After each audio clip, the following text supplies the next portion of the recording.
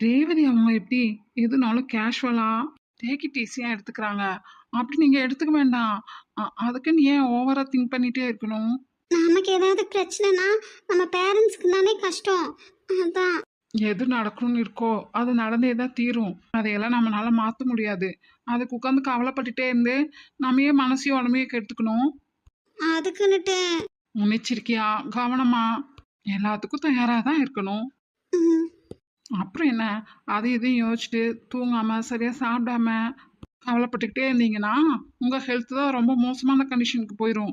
பாசிட்டிவோ நெகட்டிவோ எது நடந்தாலும் அந்த சுச்சுவேஷனை அப்புறம் நம்மளுக்கு கையாளுறதுக்கு பொறுமையும் பத்தாது, உடம்புல தெம்பும் இருக்காது.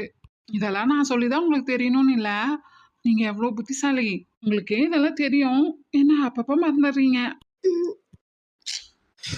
என்னால அப்பா கூடயே இருப்பாங்க இன்னைக்கு இல்லைல்ல.